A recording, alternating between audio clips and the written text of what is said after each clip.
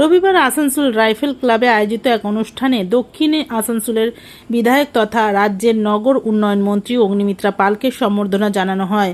অনুষ্ঠানে উপস্থিত ছিলেন জগদীশ বাগড়িয়া সহ সমাজের বিশিষ্ট ব্যক্তিবর্গ। অনুষ্ঠানে মন্ত্রী অগ্নিমিত্রা পালের হাত দিয়ে অভিনব সাহাকে বিশেষ সম্মাননা প্রদান করা হয়, পাশাপাশি তার হাতে একটি চেকও তুলে দেওয়া হয়।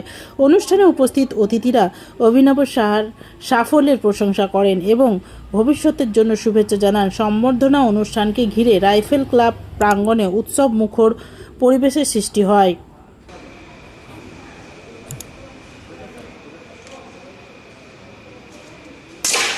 Green Asansol, clean Asansol. আপনাদের শহর আসানসোলকে রাখুন সবুজ ও সতেজ।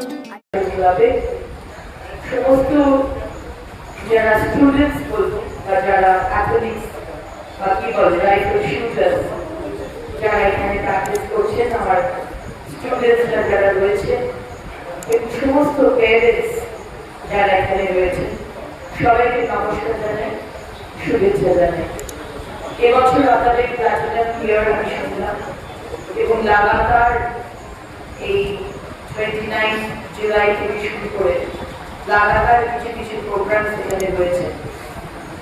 খুবই সুন্দর। আমি এর আগে কখনো আসিনি, আমি শুনেছিলাম এবং আমার খুব কাছের পারিবারিক বন্ধু, আমার ছোট্ট বোন জনাও এখানে শেখে।